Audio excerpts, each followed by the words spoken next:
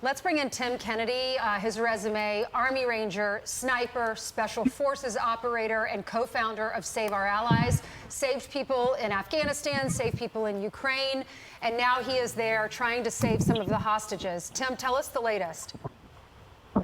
And it's been heartbreaking being here. We're in Ashkelon right now, which is just directly north of Gaza. It is the most rocketed city in all of Israel. Over 1,000 rockets this week. Those rockets that they're talking about impacting, you can hear drones overhead. We were in Egypt earlier this morning trying to figure out how they're going to be getting these people out of the Rafah gate.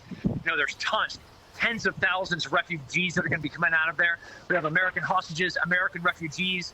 It's just an absolute mess. But one of the scariest things is the temperament around Israel by their neighbors. Being in Egypt, it was incredibly difficult, one, to move through the border, and two, to obviously be an American moving into Egypt related to an Israel crisis. It's difficult here. What do you mean it was difficult for you? People gave you a hard time, didn't want to let you in, or are they trying to intimidate you? And it's a hard question to answer. We were in Beersheba yesterday talking to a police unit. They had to respond to this area, and all along the east side of Gaza, they lost 1/4 of everyone that is in their department, was injured, is missing still, or was killed in the fighting. You could see just the despair and brokenness inside of them and the things that they saw on the ground. And the difficulty then, like the logistics, us being able to move and figure out, to fill the gaps in between all of the aid that's coming in and where are we best used and how are we needed here. Difficult is the only word to describe the emotional damage, to see the pain in these people's eyes, knowing that these women, these children were so horrifically killed and tortured. It's difficult. Tim, you guys were on the ground before the administration was on the ground to evacuate the Americans that are there. How many Americans are we talking about you got to evacuate? The days immediately following the terrorist attack by Hamas, we were flying people out of private planes via Haifa. Department of State, to their credit, they got here quick. And once they got here, they're running constant flights. And, again, remembering the men and women that do the work. Mr. Rogers said, always look to the people doing the work, doing the people that are trying to help. And the people that were here from the American government, from Department of State, they were doing really amazing stuff. Those first few days, though, it was really, really hard. There were people that were hiding in bunkers. There were people that were too scared to leave the positions that they were at after seeing the videos that were coming out.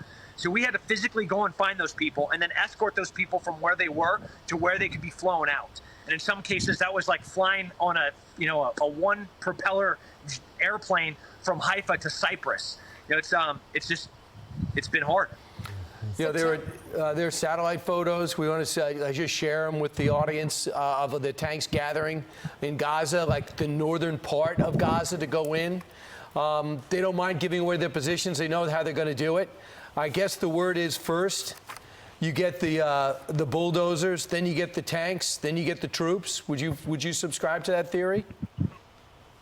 Yeah, but when you're fighting an insurgency, there's going to be biotraps. They're going to be hiding behind hostages. They're going to be hiding behind civilians. They're going to break. You can still hear that drone. Yeah. We're just north of Gaza. They do every single war crime that we're not allowed to do. That is what Hamas does. They are absolute pure evil, and they have for too long had control over Palestine.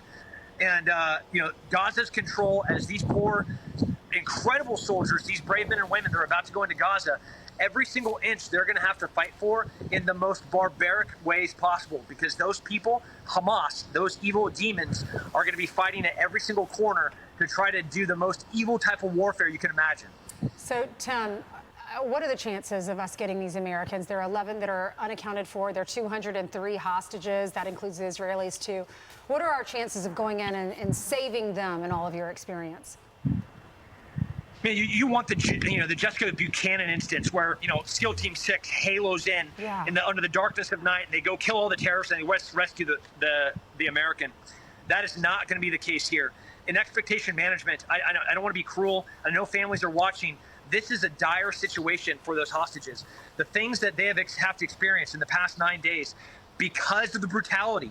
I mean, I'm talking mala and say, absolute evil carnage. That's what these people are. The things that they did to the victims that they murdered here are indescribable. It's unconscionable, things that they did.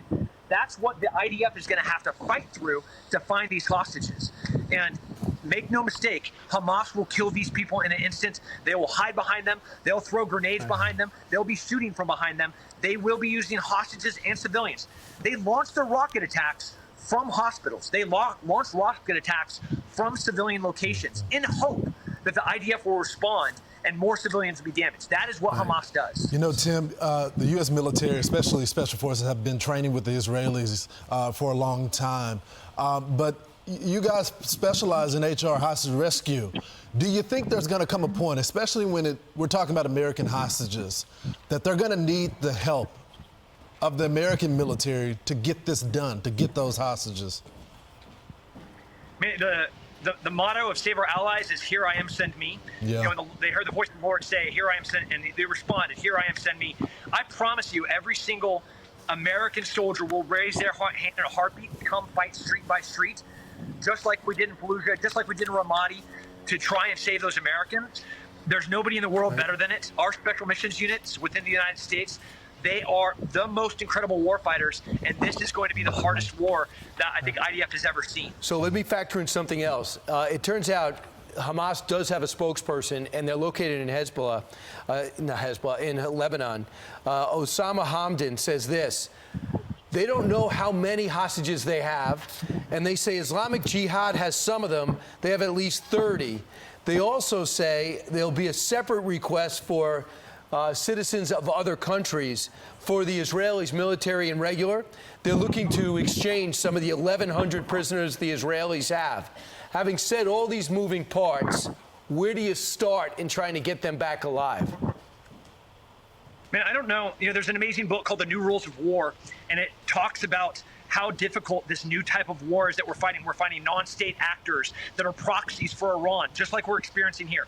And let's point out, first of all, that coward that is hiding, not in the war zone, he's not there with his guys on the ground fighting for his promised land, right? Hamas does not care about any of the Palestinians. They never have. They are rich. They're just like the oligarchs. And he, of course, is in a different place, probably living in a villa. Cutter. Hey, Tim. Oh, sorry. Go ahead. To that, the trying to negotiate. This is what Jordan did. The president of Jordan, when they captured one of their pilots and they burnt that guy alive, the president of Jordan went and got every single ISIS member that he had, and he hung every single one of them. You cannot try to treat these people with kindness because they will just continue to exact revenge because they do it from an evil position. They do not recognize any form of trade. All they want to do is win and hurt people. Yeah, you know, Tim, the White House tweeted out this picture of Biden meeting with U.S. Special Forces. As Special Forces yourself, their faces weren't blurred out. What does that mean for them? Will they be able to work again? And how dangerous how much danger did that put their families in or themselves in? First, everybody that works within the government is human. We are fallible, all of us. And, you know, the men and women that are here on the ground are the most, I think, incredible men and women that I've ever had the opportunity to work with. But, you know, we're still human. We try our hardest. You know, that is a devastating mistake. Our identities, while you're working, especially as an operator undercover, like, you have to keep who you are protected and hidden. Those men are in jeopardy. Groups like Hamas and Hezbollah and ISIS-K, you know, Kamal al-Qaeda, all branches are looking for opportunities to take a face, get a name, figure out who their families are, and then start attacking those people. Israel has been experiencing this for decades, and I hope we don't see that in the United States. 45 that is exactly years. Where it starts. Tim, 45 years that this has never happened to Right. Delta Force, and now it happens now. Yeah, they're the most elite fighting force on the planet. Their OPSEC is second to none. Their professionalism, their experience, their capability, truly the most. I mean, if you walk next to those men, you're walking next to giants. And it's heartbreaking that men that have dedicated so much of their lives to this idea of service and being part of their country and being part of the Department of Defense and being part of the most elite special operations unit in the planet, more so than that in the history of mankind. That's who these men are. And now they are vulnerable because of mistake. Right. I got to bring on something you just said. When they burned that pilot alive in a cage, and Jordan came around and hung every ISIS prisoner they had, that builds on the guy I talked to yesterday, whose dad co-founded Hamas. And he said, Israel can't worry about the PR. They'll explain it later. The people you're going up against are going to be the most brutal people ever, and it's going to take that type of mentality. You can't win a PR war and beat them. That's what it's going to take to be successful. He also said you don't want to go in those tunnels. I'm not sure if this is against the rules of wars. He goes, just put in poison gas and kill them all, because if you go down there, they're prepared to die with, they're prepared to kill you, and it's going to be hard for you to get out. Should we get used to fighting to be successful? Do we have to get as brutal as they are, or are we going to continue to have to fight the PR, lose the PR, and lose the battles? Yeah, we are a just nation. We're a nation of laws, and we're a nation that does the most remarkable things. We climb cliffs, we storm beaches, we hear that Jews are being killed during the Holocaust. I got you, man. We're going to go and we're going to kill every single person that stands in our way until we get there and we free them. Do I ever want to fight the way that they fight? No. Do we have the appetite to do what it takes to win a war right now? We do not. The American people, since Vietnam, have not been able to understand what really happens in war. That's right. And what happens in war is the worst thing that one set of humans can do to another set of humans. When you're fighting a group like Hamas, they are just pure evil. And it is unconscionable the things that they will do to win. Not that we need to do those things, but he's 100% right. If you are worrying about the propaganda or the public relation fallout from you having to go and fight in a war, to win a war, you are destined to lose that war. You have to go and fight the fight to win that fight with no other thing on your mind. If I'm going to be running towards gunfire, I'm not going to be thinking about the camera. I'm not going to be thinking about what the next person is going to do to judge me. I have to go win that fight. And that's what they have to do right now, is they have to fight inch by inch to win, and nothing else but to destroy the enemy that is trying to destroy them. Yeah. From the Jordan, right, from the river to the sea, Palestine will be free. That is a call for genocide. Right. That is a call to kill everyone in the way, and that is every single Jew that is here in Israel. Israel has to go fight for their existence right now. And they were chanting that in New York City and around the world. Gas the Jews in Sydney, death to America, right. Wipe Israel off the face of the earth. Right. They're going to be holding civilians in front of them while trying to kill guys like Tim Kennedy. And that's who we got to get used to. Tim, thank you for everything you do. Appreciate it, Tim. Thank you. I'm Steve Doocy. I'm Brian Kilmeade. And I'm Ainsley Earhart. And click here to subscribe to the Fox News YouTube page to catch our hottest interviews and most compelling analysis.